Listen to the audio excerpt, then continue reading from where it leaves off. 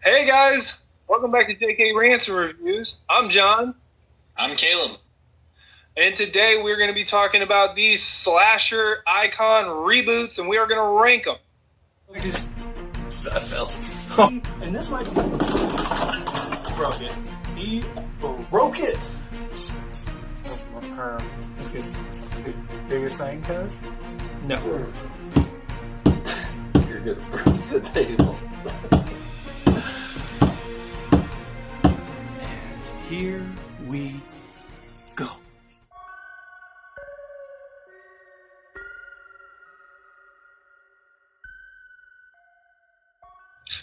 There's 5 that we came up with. The big 5 icons.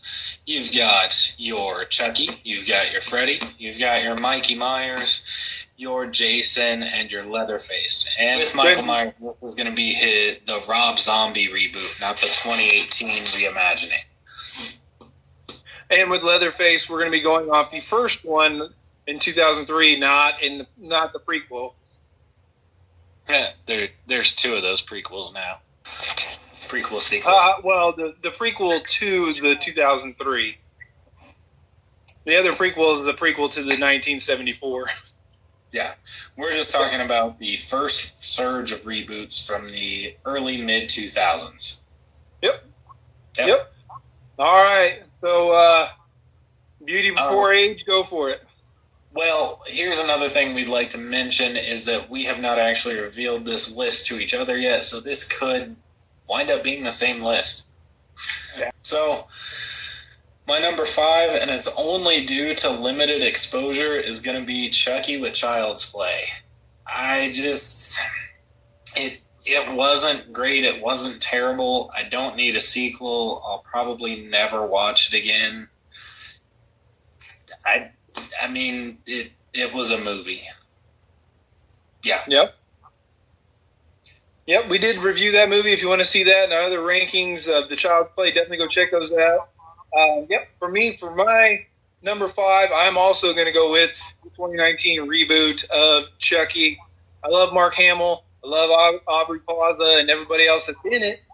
Unfortunately, though, you jacked up all the characters and changed the lore of Chucky, and I hate it. I would have rather they just did what they did, but inserted new names. I would have been a lot more on board with it. Yeah. It could have been a better reimagining if they had disconnected it a little bit more. Right. And I think Child's Play, I think voodoo, I think a sadistic serial killer. Yep. Yep. Well, next, this one barely made above this last spot. And the thing that separates it is I actually did like a couple of things, and that's going to be the Nightmare on Elm Street reboot coming in at number 4.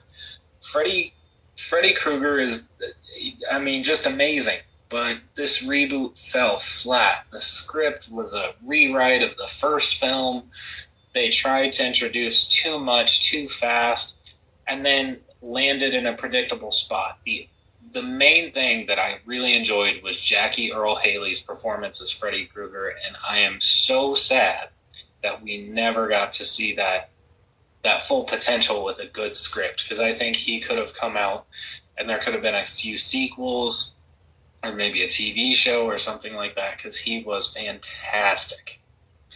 Yeah, I think it would have been better if they would have gone with Jesse. They would have started off with Jesse maybe and started from there, or just created a whole new. I agree, but my number 4 is also going to be the 2010 A Nightmare on Elm Street. Loved Jackie Earle Haley. Hated that everything was a retread of the original movie. For the most part, they spiced it up, switched out some kills, did some things. The CGI is garbage. The micro naps were awesome. The rest of it is I don't like a sympathetic Fred Krueger. I'm sorry. Or if they would have wanted to go with the sympathetic Freddy, commit. If they would have committed all the way, I would have at least said, oh, they tried something different. Instead of, oh, no, he didn't do it. You believed us, he didn't do it. And then being like, psych, he really did it. We knew he did it. If you really want to get to us, be like, oh, he didn't actually do it, and that's what's happening. That would have been, not a twist everybody expected, but I would have preferred it. Right. Yeah, if you're gonna reach that far, go ahead and take the reach, in my opinion. Yep. Number 3. Number 3, and this one, it's hard to put here because the performance is amazing, but this is going to be Halloween 2007. Tyler Mane as Michael Myers was amazing. The first, 40 minutes of the film are just kind of garbage. There's some here and there good stuff, but this Halloween movie is hard to watch. The theatrical cut is much better if you get a chance to not have the unrated edition. But I prefer this over the rehash of A Nightmare on Elm Street. Just barely. I mean, I will watch this film far more often than either of the two below it. But yeah. Well, so for me, my number 3 is the 2007 Halloween, Rob Zombie. I knew we were going to do this. We'll see if it keeps going. But, yeah, for me, I came out of that theater pumped to see Michael Myers. I thought, this is the best thing. This is what every reboot should do. And as time went along and I matured and I really realized that Michael Myers, he's the shape, the wind, he's a force, an unconscious force. I don't like his backstory. There's a cut out there that a fan made where he switches some of the lighting and gets rid of the backstory and the mom and Michael talking, and it's much better. Caleb and I watched it. I'll put down here who did that. Much better watch without that. First 40 minutes are garbage. I love Tyler Mane. He did a great job. Malcolm McDowell was great as Loomis, but overall, it's good enough to watch, but it falls at number 3. Yeah, it was a hit at the time. It was my favorite movie when it came out. I went and saw it in theaters twice, maybe 3 times. My girlfriend at the time bought me the unrated edition for my birthday, and my brother also bought me the same thing for my birthday, so I had multiple copies. But yeah, the look of Myers was perfect. That was hands down great. But all of the just brutal language, the overdone tone that a lot of people throw as a bad thing at Rob Zombie, it was too much in this film. Now, if it had been in a House of a Thousand Corpses sequel, you're fine because that fits. It does fit. But I think this initially left everybody happy, and then long term it was like, wait, that's not so great. Yeah, it made like $80 million in the box office, and then the next one made like 25 or something. Everybody was like, I wanted to see it, I saw it, and I don't need to see the second one. Yeah. It makes me think like you don't realize what you have until somebody gives you maybe something you were asking for. It's like your parents cooking you steak as a kid, and you're like, I don't like steak, I want a Big Mac. And then you get your Big Mac, and then you grow up, and you're like, man, I want a steak now. Yeah. Well, that makes this also interesting because my number 2 used to be way lower. Way lower. That's going to be the Friday the 13th reboot. When I first saw it, I hated it. I did not like it. I didn't like the Jason with the tunnels. I didn't like Jason with the prepping with the lights. I didn't like Jason with the keeping a hostage. But the more and more that I grew to enjoy the Friday the 13th films, especially the first 4, I can actually see some of that reflected in this reboot, and it has grown to be top 2. That's a big thing. Yeah. And I wish it was better received when it first came out, because had it been better received, we might have got some stuff in it. But there's a lot of movies out there where it was like Stephen King. It's like John Carpenter's The Thing. It just takes a while to get some momentum sometimes. Yeah. But this is where we separate the men from the boys. Not saying anything with that statement. I just had to say something. My number 2 is Texas Chainsaw Massacre 2003. Now, I saw that in theaters. Man, did I love that. I mean, the theater was legitimately creeped out. Like, I had seen Scream 3 in the theaters. I'd seen Freddy vs. Jason, I think that same year. And I'd seen I Know What You Did Last Summer, 1 and 2, but this is my first experience in the theater where people were literally freaked out.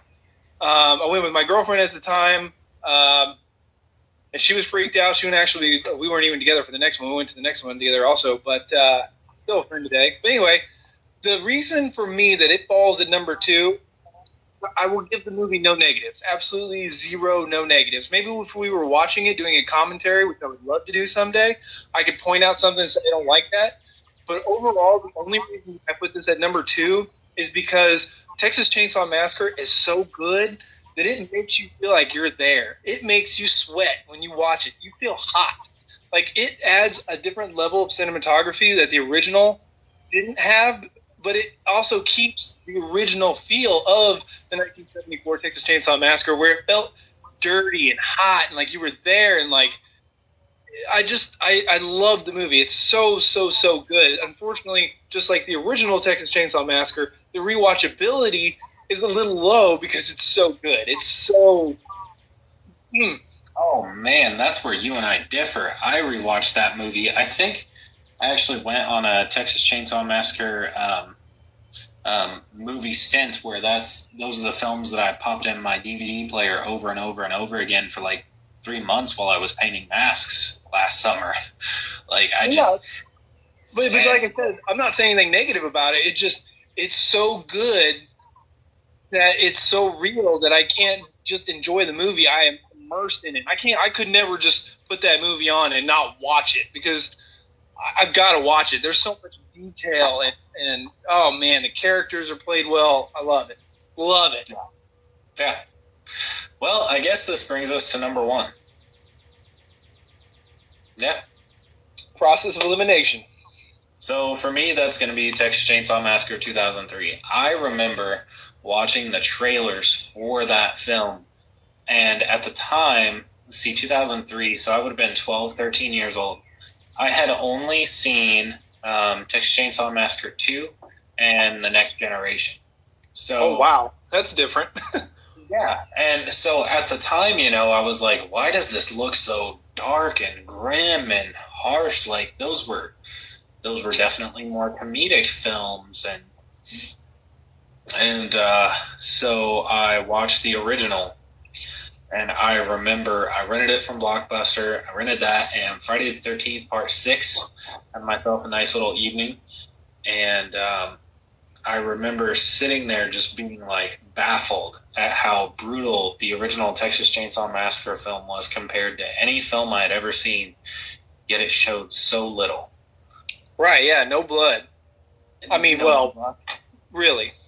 Yeah, I mean, in comparison to, like, the Friday the 13th franchise or anything like that. And then once I finally got to see Texas Chainsaw Massacre, the reboot, I remember thinking how much of... I'm not a fan of things that Andrew Bynarski has said, but the way that he portrayed the character, it had a fit, especially for the time. Like, when you do a remake, you want to bring in parts of the original, and you also want to kind of make it your own in a way. And there's a balance to that. And this film did a fantastic job at doing both, and I think they did a good job of casting between Arlie Ermey, who they cast for Leatherface, Jessica Biel. I mean, this cast worked well together, and it worked. It really worked. The only thing that ever bugged me is, where does the water in the basement go? Yeah, that is a lot of water. That is a ton of water. Ton. Especially for how hot it is. Their water bill's got to be nuts, or if they've got I don't know, man. That's a lot of water. It's a good call on that one. Yep. Yeah, like I said, nothing against it. I would definitely put the quality of 2003's Texas Chainsaw Massacre over 2009 Friday the 13th. With rewatchability, I'll rewatch Friday the 13th more. Probably because I get a lot out of it, because it condenses 4 movies into one. And Derek Mears does a great job. I mean, but once again, these top 2 are fantastic. For me, I will admit that the quality of Texas Chainsaw Massacre is better. I would just rewatch Friday the 13th over that. So could go either way, though. I could shift when I watch the other one again, but definitely solid in the rear end of our ranking. Yeah. Yep. I mean, and that's the thing. I think the top two, there's nothing negative I can really say about either. Yep. 3, there are goods and bads, and then 4 and 5 are just like they are where they are for a reason, and that's all I'll say. Yep. All right. Well, hey guys, we want to see your ranking. Let us know if we missed something. If you think one way or the other. Yep. If you think Child's Play or Nightmare on Elm Street should be ranked higher, tell us why. Like, I mean, I want to know. Like, what are your thoughts? Don't be shy. We're not going to attack you. We just want to know. Yep. Make sure and like, comment, subscribe, hit that notification bell so you can get some more R&R. Until next time, JK out. How many more reboots do we need? I don't know. We just went over our do we need reboots. I mean, I'm really excited for Candyman.